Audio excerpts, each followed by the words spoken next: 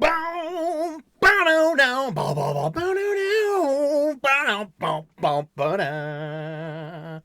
It ain't nothing but a party, ain't nothing but a house party. Bow bow bow, moving, grooving. Ah! Don't move too much. Keep your hip shaking down to a minimum. Reverend O'Sullivan. I know, I'm still healing from having hernia surgery just a week ago. Seriously, don't overdo it. I'm feeling great. I think some smooth sailing so far. And thank you for all the well wishes and positivity and great spirit that you all sent my way last week. Seriously, thank you all. I'm blessed and grateful. This is the Comics Coffee Table,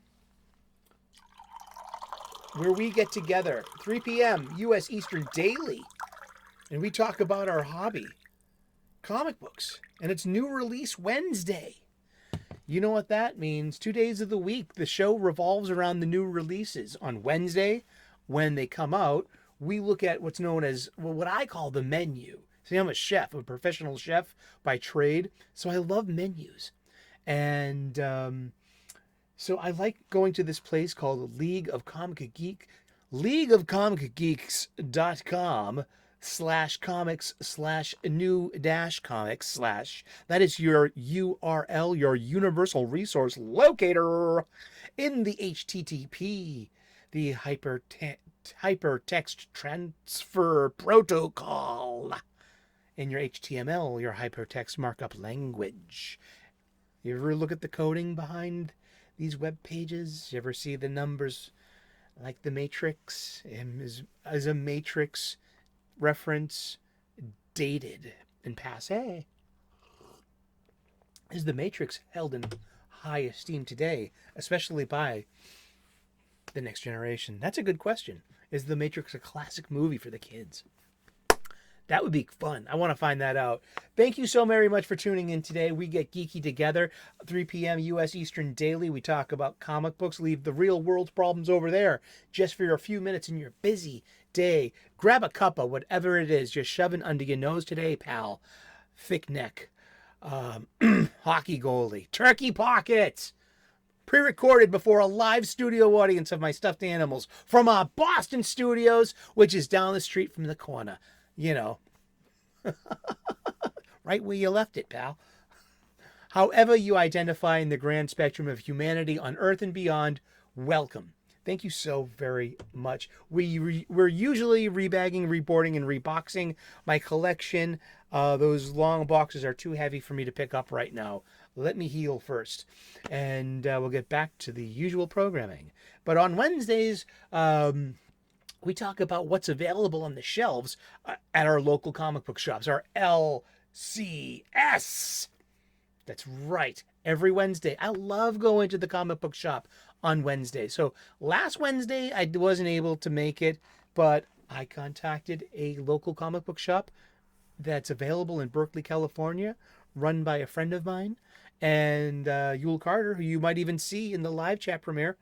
And he's also one of my panel mates over at Wes's Thinking Criticals, Comics Aficionados, on any given Saturday. He owns and operates Fantastic Comics in Berkeley, California. I left his information, his deets, in the description. If you need an LCS, one could be a mailbox away for you. Yeah, seriously. I was not able to go to the shop last week, and I asked Yule, and he put aside everything that I asked for, basically. Yeah. And I got 5 new releases that I, just if I went Saturday, or, hopefully they'd be sold out, that's the hope. But, no, I'm very blessed and grateful. Thank you very much. This Comics Coffee Table. The coffee table was always where my friends and I would congregate. There would always be a stack of books on the coffee table. Books. A stack of books. Oh, no, they're going to spill everywhere. There you go. There'd be a stack of video games. There'd be a stack of movies. There'd be a stack of music. And there'd be a stack of funny books as well. Graphic novels, trade paperbacks, individual floppies. You know, just here's a stack of funny books. Be my friend. Read this. It's kind of simpler back in the old days, huh? And yeah, I got some X-Men. So this is not heavy lifting at all. You know, literally or figuratively too. These are quite basically told stories of a superhero nature. You know what I mean? And just like anything else is under the hood and in the details. And these are pretty fun. And they're also from my spinner rack, so I could just like, I didn't even have to bend down to pick it up. I took it off my spinner rack, and here we go. This is cool. I'm doing this the safest way possible, under my executive producer's orders. He writes down these copious amounts of show notes that I must read. I'm just the talent. I read everything he writes to get through the penmanship that this mind manifests is a feat unto itself. Remember that. There are 98 different publications available to your LCS, your local comic book shop, for purchase today. I counted them because they were in rows of 8, and I counted, 10 rows, 12 rows plus 2. That's just as math. I hate math. I don't hate math. Didn't have the brain for it growing up, But I'm hoping to read most of these in my pirate treasure chest. That's really cool to get. A few of these I'm actually looking forward to reading. I'm not going to spend my money on them, but let's look at the ones I will. It's going to be a light week this week. If I'm looking ahead, since I am looking ahead, and it's a good opportunity for me to buy some supplies this Wednesday. It's a light week for me. So, I'm going to pick up 2 long boxes. I'm going to need them.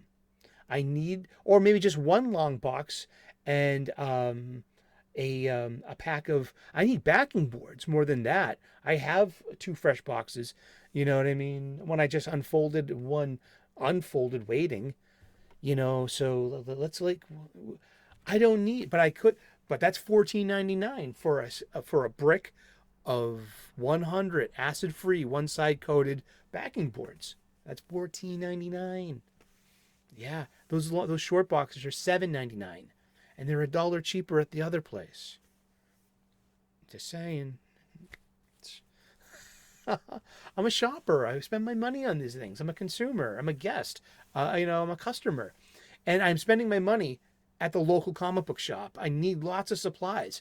I could be getting a price break at on my online supply chain with the the free shipping right to my front door, and the built-in movie network.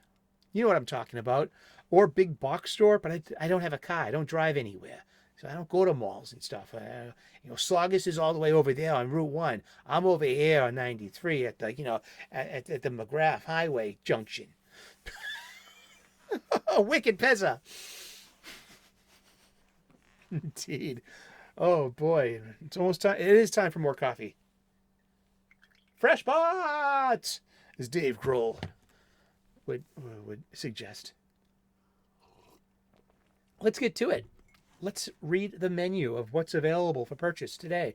Hopefully, I'm at the comic book shop with you right now doing this, being like, I am feeling great enough to get here on time. Usually when I have a day off, I go earlier because, why chance missing something?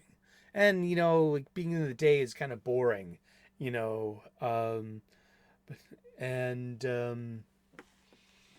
also because when I'm there at 3:00 talking on the live chat with you guys, it's because I get out of work at 2:30 and I hop on the subway, and I go take the red line, to Davis Square, Somerville, and I go to Kamikaze up the street there, which is also an antique toy store, and I get my funny books there. It's wicked pisser. It is wicked pisser, and it's and that's why I get there about 3:10, and I'm like, okay, let's buy some funny books. You know what I mean? This is what I'm getting, and that's all. I can only promise that level of interaction on work days, on the Wednesday that I am getting out of work. It's true, but a lot of the times I get these Marvel comic books like on the Monday or Tuesday before. So these are, I'm getting advanced copies of Marvel comics, which blows my mind. And I feel like I'm part of it, just like I'm hooked into a good energy to be, offered such a nice little advantage. I do purchase the ones that are worthy to spend money on. Even Marvel magazines. I picked up on Hulk with Philip Kennedy Johnson. I bought that Werewolf by Night #1. That was amazing. I read it on digital, pirated first. I still went back and spent my money on it. I'm one of those fans, the fan that, hey, I'll read all of these, but I'm only going to spend my money on the ones that I want. Like I really want to buy. But let's see. I already can see one that I am going to buy. Maybe two. That's why it's a light week, and I need to get supplies, bump up my spend. So, it's just like 2 funny books and a brick of backing boards. It's going to be about about £5. I shouldn't be carrying any more than 10 pounds. And I got to get it from the store to home.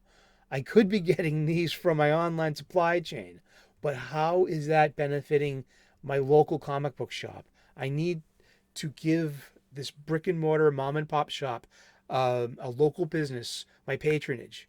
And that's what I do. Isn't that being a more up? I don't know. It's not competition.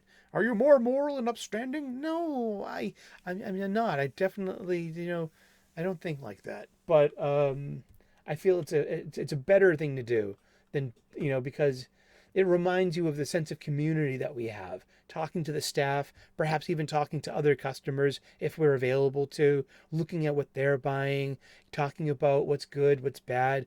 I live in a blue city, in a blue state, and I have all my life, and I'm in the middle. So I know who is in my store, and I know what to stay away from in conversation, and not to poke bears or soys or whatever you want to call them. You know what I mean? It's just, it's a very wonderful neutral space where dynamic and wonderful conversations about geekery happen often.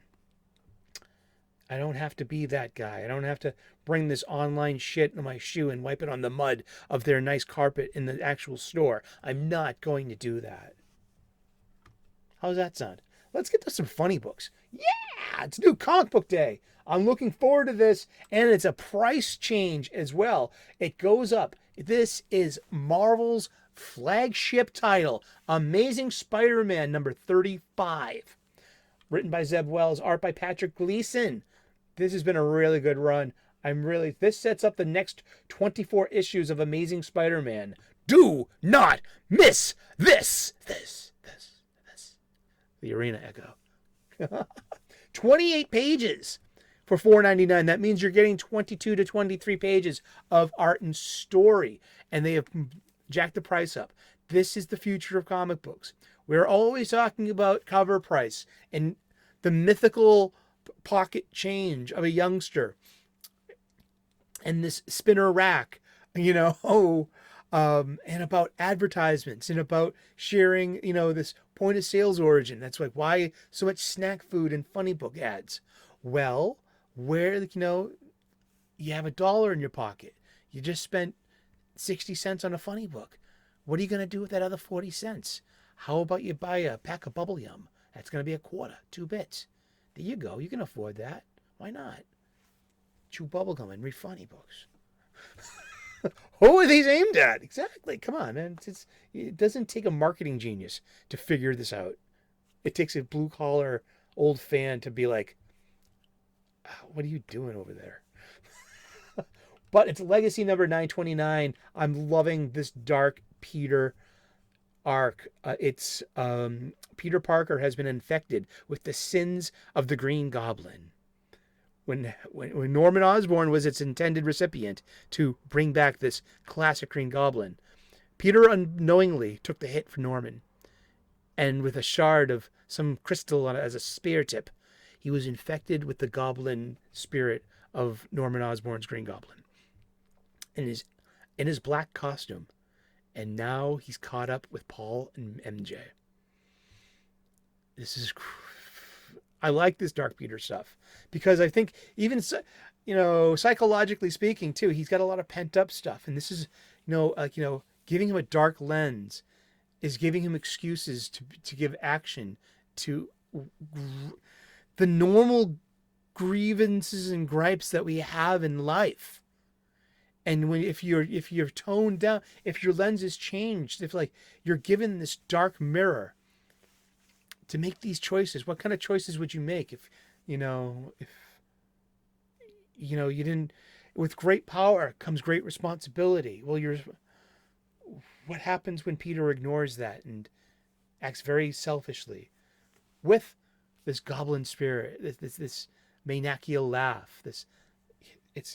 I like it. I'm looking forward to reading this. I'm not going to pay $4.99 for it. Sorry. And it has, holy shit, 13 variant covers. And they're the Marks Brook variant A. It's the Mark Brooks New York Comic Con variants A and B. And they are hidden. Cute. There's a cute Disney 300 homage. Mary Jane working out with she's got a badonkadonk. See, she's a couple of years older than Peter now. So she's got, and she's been like living on some kind of survival planet. She's probably in the best shape she's ever been in her life. And, just like as a supermodel, but a bit more like, it must be about musculature and about, articulation. She would probably be a really interesting, subject for an artist to show musculature, ligament attachments, flexion,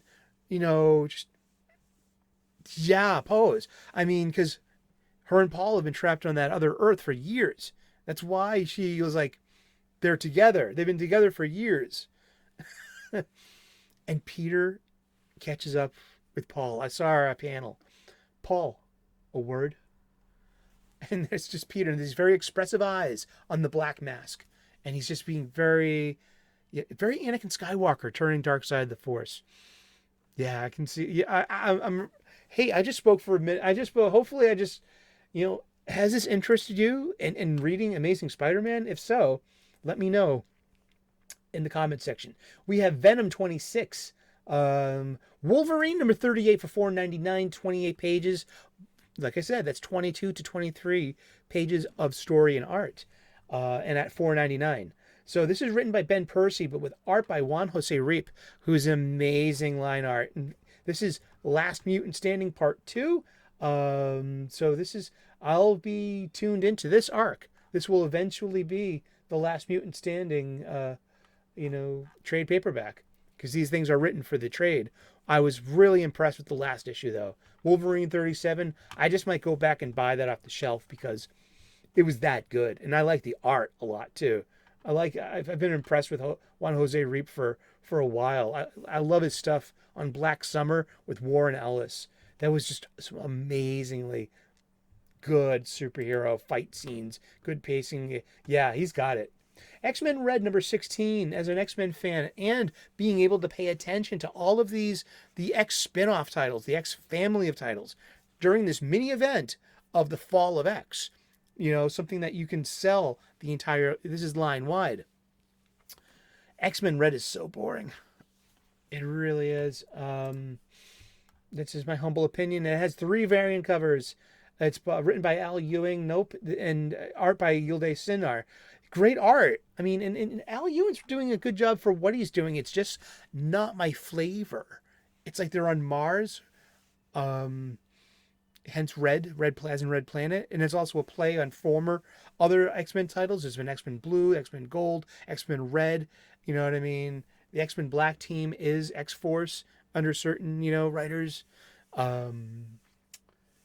yeah, so it's like really like Lords of the Ringsy. Like storms up there and sunspots up there. And I just, that's all I got. I mean, I'll read it. they're charging $4.99 for 36 pages. So that's probably what, 28 pages of story, and so that's okay for so $4.99 if you want to go 36 pages for $4.99. But now you're raising that to your 28 pager, and that's where you get the 20 to 22 pages of story and art. And the other the other 6 to 8 pages is house ads, not even gum, not even video game ads. We've 40 years of. I mean, I've refused, to accept that the marketing does not know how to market these two. I'm going to be buying this if I'm here. Yeah, yeah. And I'm a sucker for a variant cover. It's got 4 of them. It's Green Lantern number 4. It's 40 pages for $4.99. But with that 40 pages, is it like DC has been sharing with us the first couple of pages of a couple of their new Golden Age books. So Jeremy Adams is also writing Jay Garrick The Flash number 1, which is coming out. Something coming out today is The Sandman, which is set in 1940. So you have these Golden Agey set stories with Golden Age characters, as you know, which is great too, because we've been like, while I can't lift stuff up, we've been revisiting the Golden Age, a DC comic. So I'll revisit it here. I don't think I'll be nibbling on any of those. There's going to be an Alan Scott Green Lantern, and I'm going to call it now. His boyfriend is the Red Lantern, the Russian dude, and it's going to be CW drama. I don't care, that you made Alan Scott gay, whatever. I just tell good Green Lantern stories. If there's a good Green Lantern story, I can always go back and read it. Maybe if I read it and then if it's in my pirate chest and I read it and I'm go like, wow, as a Green Lantern fan, I have to own this. That's possible. Don't let any of the floof scare you off. There's always the possibility of a good story at any time. This is why we're taking chances. So Jed MacKay's got Avengers number 6. I'm beginning to like Jed MacKay. This has 6 variant covers. So this has got to be the last issue of the 6-issue arc where the Avengers end up on top of what's been putting them down. Yeah, it's 36 pages, $4.99. But yeah, Jed MacKay's all over the Marvel bullpen right now. He's one of the names, and he's pretty much for me has been, I guess, my favorite Marvel writer. I like Duggan. I don't mind Duggan. Everyone in my sphere, well, he did X-Men Green. I know. Gotta move around just a little bit. Here, Batman and Robin number 2. Batman and Robin versus the color purple is more like it. It's 7 variant covers. Joshua Williamson, Simone DeMeo. Introducing the female version of Hush. Her name is Shush. Indeed. She's been to college. Whatever. Just going. Why are you going there? Why exactly? I'll read it. Like I said, I'll read anything that's in my pirate chest.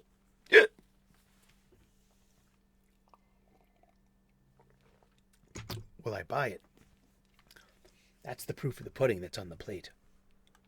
Speaking of putting something down, for $3.99, 32 pages too. They're trying to get rid of this because it's part 4 of a 6-part series. It's just written for the trade, but it's cutesy. And hopefully, like I was saying the other day too, hopefully, see that's a Tankabon manga style. That's a collection. If you could, when you're doing this printing of the trade paperback and collection of World's Finest Teen Titans numbers 1 through 6, written by Mark Waid, and artist by Emanuela Lupacchino, colored by Jordi Belair, who's been getting a lot of work lately, and rightfully so. She's crushing it. Why? Release it as a Tankabon style and see if you can get this really fun comic that I could see a kid liking. Just sell it to a kid with, what a kid's like. You can do it. I believe in you. Like this in the new Blue Beetle, you could do that too. You could do that to Fire and Ice, Welcome to Smallville. You could probably maybe even do that to Birds of Prey. The new one, all these new numbers, I mean, I can see it, but like I would love to see DC superheroes in the how to get what is in a kid's hands. It's a manga, it's a tankobon. Can we just, seriously, we could do it. Guardians of the Galaxy #7. I barely read that last issue.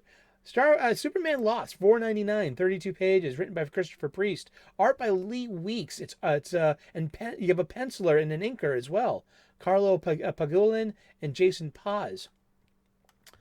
So you got a lot of art in here, and it's 7 of 10. They're all $5.99 each, so this would cost you at least $50 for the whole series, and then you have 2 variant covers, so that could be $60 if those are $6.99 or $5.99 if they're $1 more. If they got foil, they could be even $2 more. I like foil variants. I'm a sucker for a variant cover. I just bought speaking of buying new comics, I did a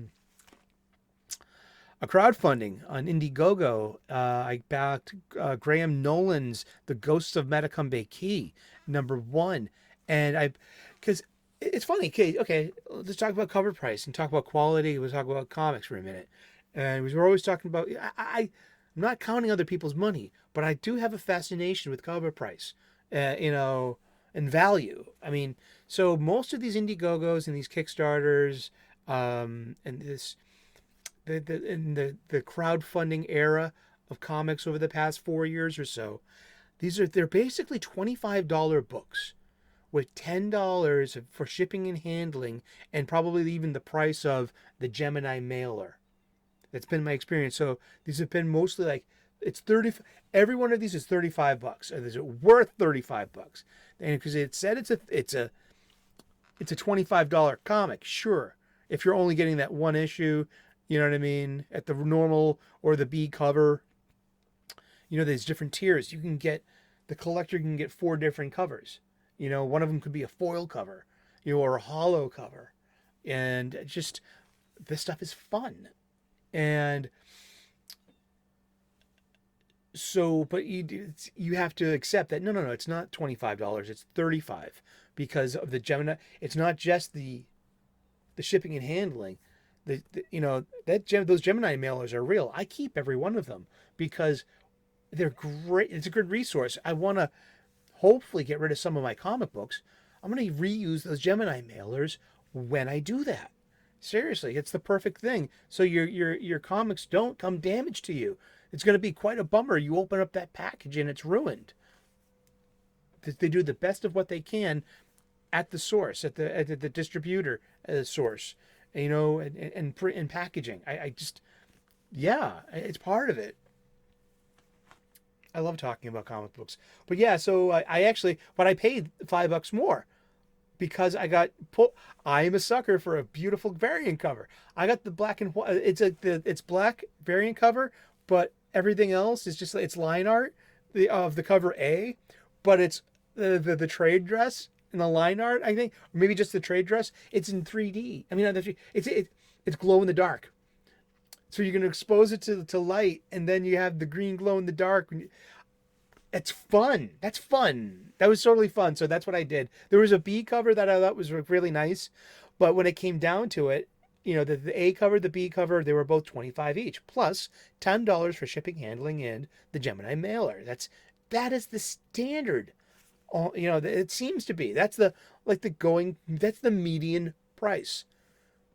So we have a $4.99 comic book here. That's like, and these could be 60 pages, 80 pages, no advertisements, grid paper stock, great bindings. It's like they've really, there's a normalized or a typified production process and value to this, and it's publishing. Publishing's a big part of this. It's just the part we often overlook the most as comic book fans is publishing. I just looked at my microphone and if it was blinking, I would have shit myself. Don't touch the buttons. But yeah, so I backed Graham Nolan's Ghost of Matacumbe Bay Key, and like I said, I'm a sucker for a variant. I'm a sucker for a good variant cover that just pulls on me. You know what I mean? And that I heeded the call of that one. I was like, you know what? I want that one. That's great. And someone was vacuuming outside, either that or putting their crime partner in the wood chipper, like in Fargo. But yeah, Superman Lost, number 7. So all 7, like, you know, so that's going to be a fit as one volume. They could break that up into to 2 volumes, but there's eventually going to be a collection, you know, a complete collection, you know. So as a serial, that's going to go for $50. That was my interlude, you know. But you know, if you think about like the Indiegogo thing and the crowdfunding thing, and versus like bang for the buck versus, okay, what do we get at the LCS, you know? And could the LC and what's the median price of a trade paperback? Is it $25? I haven't bought a new trade paperback in years. I used to. I mean, I used to buy, you know, who didn't? But I just prefer the look and the feel of a floppy. The look, the feel of floppies. The fabric of our fantasy lives. That's right. We have a reader copy of X-Men 175 to get to tomorrow. We're gonna continue that X-Men conversation. I chronicled the early 80s yesterday, like 81 through 83, with me personally, and how I fell in love with the X-Men and became a monthly buyer, basically, for a time. You know, I would love to buy X-Men comic books. I would love it if it was the best ever. Let's see. There's Blade number 4. I'm looking forward to reading that. $3.99, 28 pages, written by Brian Hill. You have an art. Yeah, Valentina Pinti is the artist. Have they been switching up the artist on this thing? I don't know. Or is that, I'm thinking something else. It's Legacy issue number 32. Seriously, and it's been pretty fun so far. I jumped on at issue number 2, so I've read 2 and 3, and that's all right with me. We've got $3.99 for 28 pages with a penciler and an inker too. It's Moon Knight, City of the Dead. I think this is 4/4. So, or maybe it's 6. I don't know. But it's Moon Knight in a mini series. When he's got a monthly. So Moon Knight's been a hot hand at Marvel for like off and on. Like back in the 60-cent days, I think it sold for 65 cents or even 75 cents. I'm serious, because there was like back in the late Bronze Age of the early 80s, Moon Knight and Conan the Barbarian always had a higher price point than everything else in the line at the time, whether it was at 50, 60, or 75 cents. I think it was most evident at 60 cents because I believe Moon Knight was 75. And I'm pretty sure Conan was too, you know. Dan Hughes slot, $6.99 for 44 pages. But it's also co-written by Christos Gage. I don't know, you know, but you have 4 pencilers and 3 inkers. This is pretty good. So it's going to be this is a big issue. It's the Superior Spider-Man returns. The Spider team that redefined Spider-Man returned to celebrate the 10-year anniversary of the most monumental and shocking Spidey story in a generation. It's Dan Slott and Christos Gage writing for Ryan Stegman, Mark Bagley, Umberto Ramos, and Giuseppe Camuncoli. Yeah, and don't know. It's got 5 variant covers, and it's going to be collected. There's going to be it looks like it's going to be 5 issues, 0, 1 through 4, And it's going to be 20. And look, okay, here I just answered my own question here. Just because it has already has the link for the trade paperback for to pre-order it. Its ISBN number is 978-130-2955939. That is how you order the trade paperback of Superior Spider-Man Volume 1 trade paperback.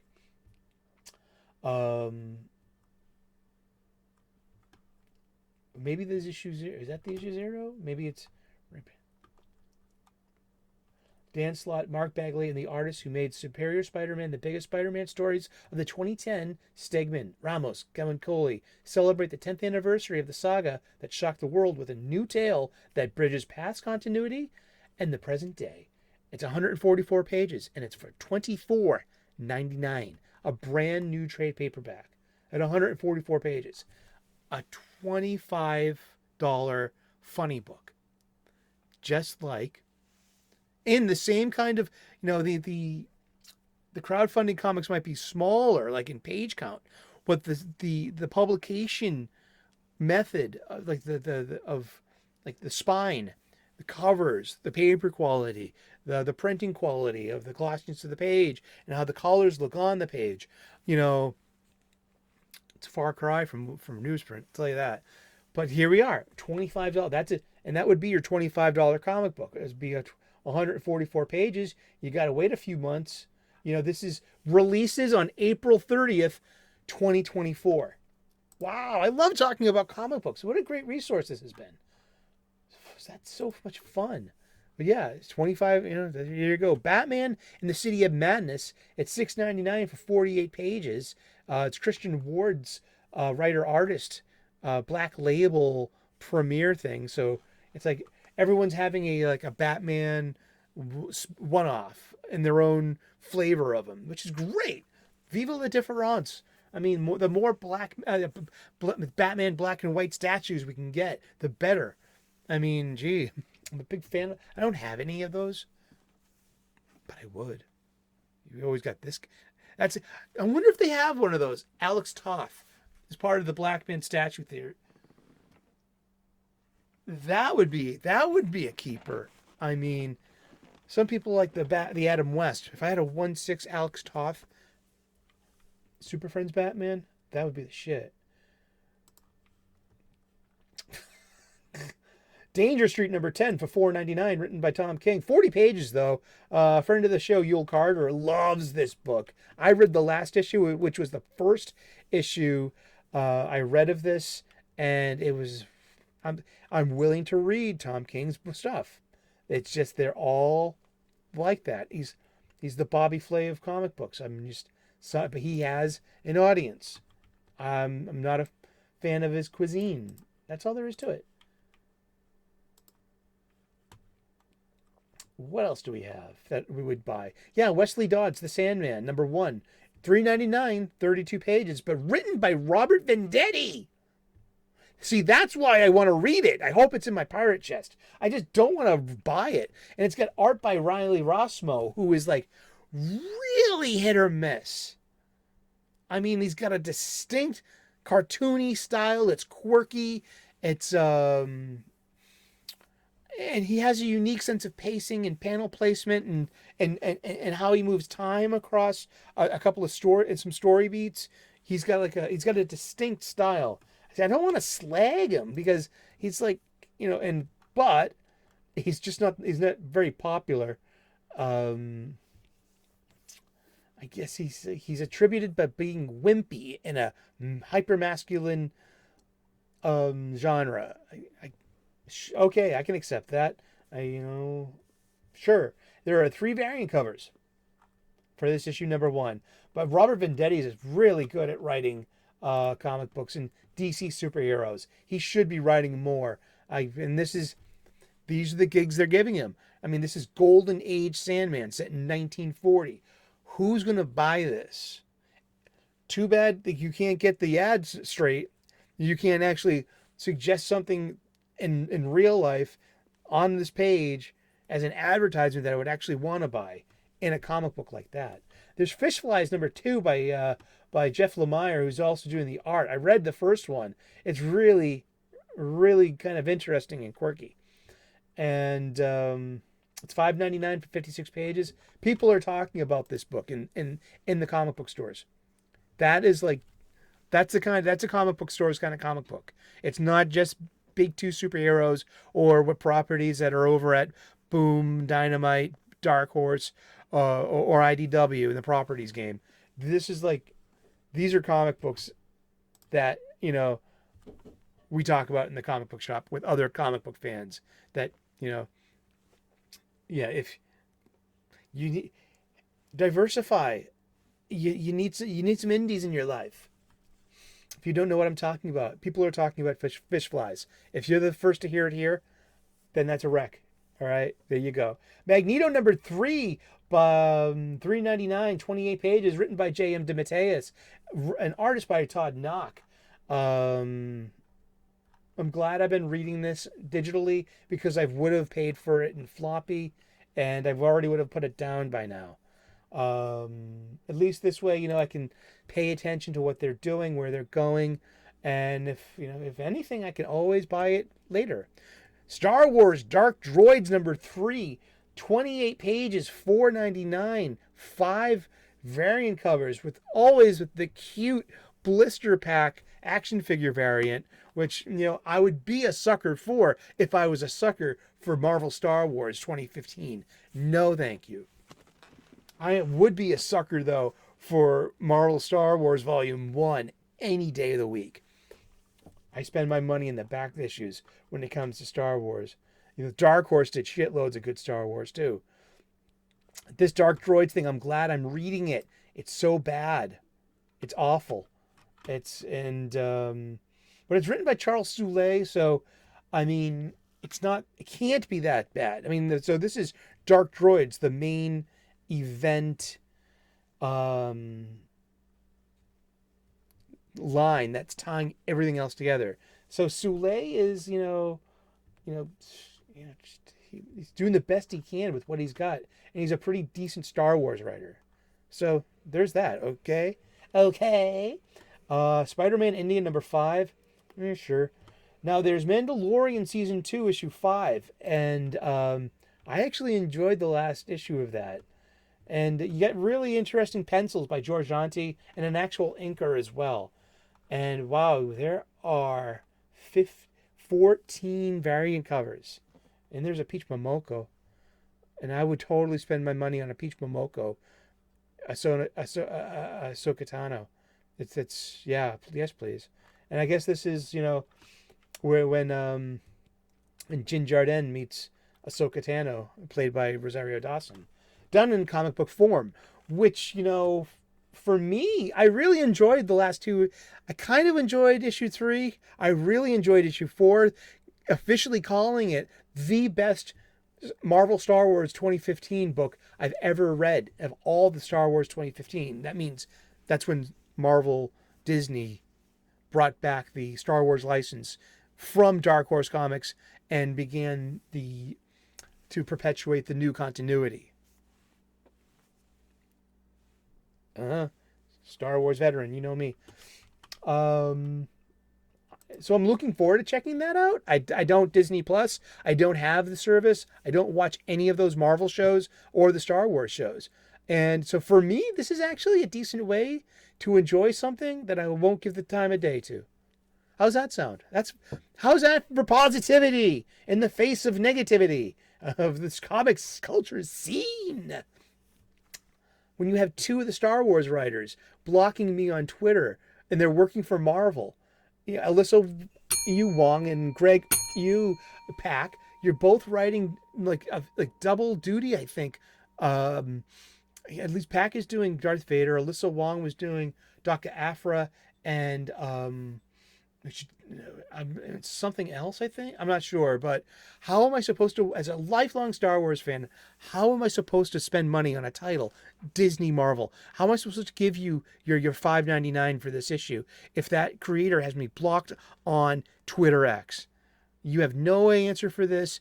You let them do this, and it disparages your product, Disney Marvel, and disparages this already struggling Star Wars brand. There's no room for that. These group block lists. I've never had an interaction with either one of them. Shake my fist at the cloud. Yes. Do it. Silver Surfer Rebirth Legacy #2. I like the first one a lot. Ron Mars, penciler Ron Lim, inkers Don Ho. It was pretty fun. Continuing the fun I read in Warlord Rebirth #6. That's where I caught on to this. And I'm glad that they kept the artist and writer combos. I'm really happy with a penciler and inker. I like just the way it looks. That's it. And then we're getting into the end of the game here. A couple of other Marvel titles I'll read if it's in my chest, my pirate chest. We got Cap Wolf and the Howling Commandos, just in time for it's written by Stephanie Phillips though. When Captain America is transformed into a werewolf on the front lines of World War II, he'll need the help of the Howling Commandos to take down a band of Nazi cultists who intend to use supernatural forces to turn the tide of the battle. But can Cap control the skeptical, jaded commandos when he can barely control himself in the full moonlight? Yes. So it's, I'll read it if it's in the pirate chest. And then we can just dish about Stephanie Phillips some more. Creepshow #2, pass. Got issue #1 and I bought it. Made it and spent my money directly, because I knew that Becky Cloonan was the penciler of Garth Ennis's tale, and I did it anyway, and she's got me blocked as well. So, I mean, I feel dirty. And the shower and the scrubbing won't make that feeling go away. There's a new Captain Marvel, Assault on Eden, which just looks like a mini. And there's a Halloween special for Teenage Mutant Ninja Turtles, Saturday Morning Adventures, Halloween special number 1. It's for $6.99, and it's the cartoon version of the Ninja Turtles. It's cute. IDW does a good job with that, with those properties. It's not even. IDW also has Teenage Mutant Ninja Turtles, and there's the Mirage continuity, and then there's the IDW continuity. So there's that. It looks like Boom Studios might have the Mutant Enemy license, because they're doing not just Buffy the Vampire Slayer, but Firefly. Who doesn't like Firefly? I like Firefly so much. I saw the movie Serenity before the show, so I already know what happens. But I got the box set of Firefly on a really good price once. I still haven't watched the last 2 episodes because I'm saving it for that special nerdy girl to watch on the couch with. I want to be like, I want to watch Firefly with you.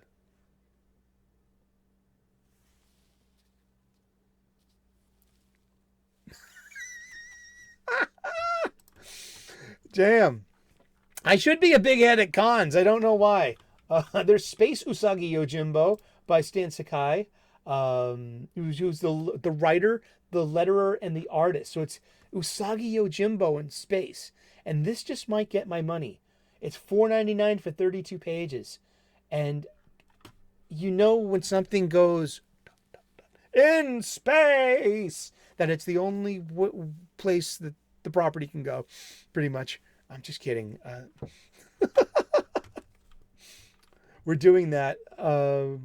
Is that today? New Comic Book Day.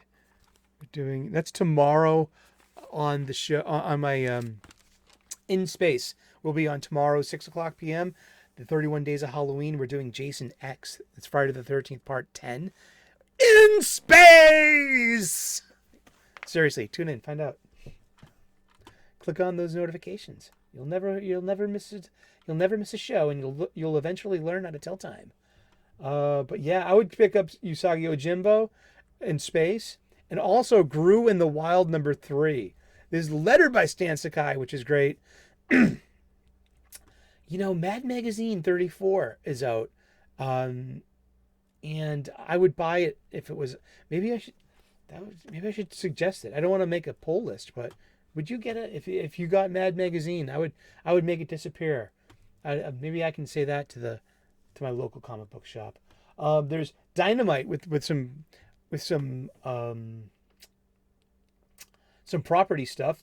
Garbage Pail Kids, trashing through time. $4.99, 32 pages. It has 12 variant covers. Yeah, it's Garbage Pail Kids. What could you say? It's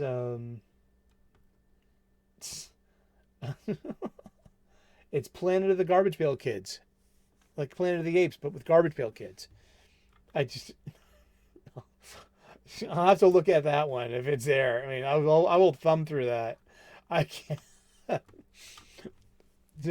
I mean, here's a 40-year-old chewing gum card property that appeal to goofy boys. Anyone? I'm good to see this in the solicits. If it didn't hit last week, it's Here Comes Calico by H.H. Germain from Sigma Comics, friend of the show. And I've seen him, I've met him like 3 times at 3 different cons now.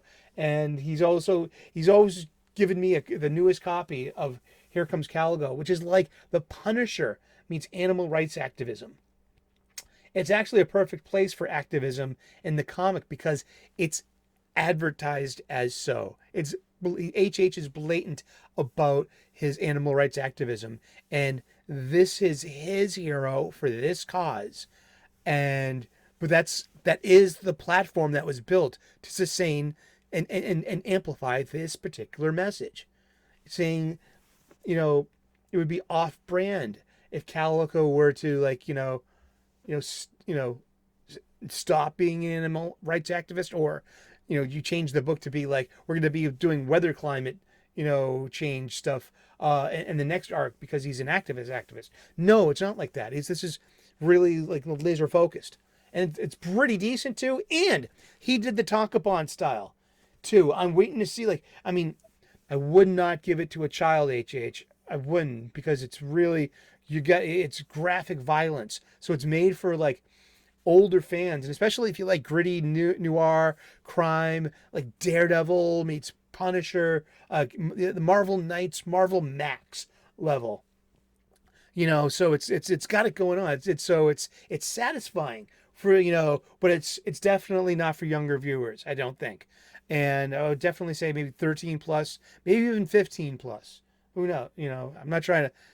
I don't want to cut out that precious 13-year-old market for HH, but he publishes his in a Tankobon style format, and it's beautiful, it's successful, and I think that's going to reach more readers. He's always saying he can't keep those in stock, and that's where I keep coming up with that idea. DC, Marvel Comics, have a trade paperback, but also have a Tankobon variant. How's that in your trade paperback collection? This is about publishing and a healthy publishing industry. And we'll leave off the show with Betty and Veronica Jumbo Comics Digest number 318 for $9.99. It's 192 pages, and I have never seen an Archie comic like this at a checkout counter or even at my comic book store. I wouldn't buy it anyway because Archie Comics failed me with Afterlife with Archie. Sorry, you did. 12 issues, supposedly. We only got 10 out of those, and we'll never see the completion of the story. A complete failure to follow up on the promise of finishing the story and building an imprint, a horror imprint, off of the success of that unfinished story. I think it's weird, but it's also kind of rank, too. You could have just put some effort in there and finish the story. I mean, I would have appreciated it. And I pretty much feel I must not be the only one out there disappointed with with Afterlife with Archie. But let's not leave it on a bad note. Let's go out singing. Always look on the bright side of life. Yeah. Thank you, Pika. You got my harmonies. Did you hear that? Thank you so very much for tuning in today. It's been the new release menu day. What are you getting for new releases today? Let us know in the comments section. Are you putting down anything? It seems that I put down a few books too. There's no shame in it. And why? Like, I usually put something down just out of dissatisfaction. You can always come back if they change the artist or something like that. I don't know. I don't have answers. All I have are more questions. And all I have are more funny books to share with you as we talk about them every day, 3 p.m. U.S. Eastern daily. Subscribe, turn on those notifications, and smash that like button, please. Thank you so very much. God bless. Namaste. Good luck. And we will see you again in those funny pages. Ciao. Bye-bye.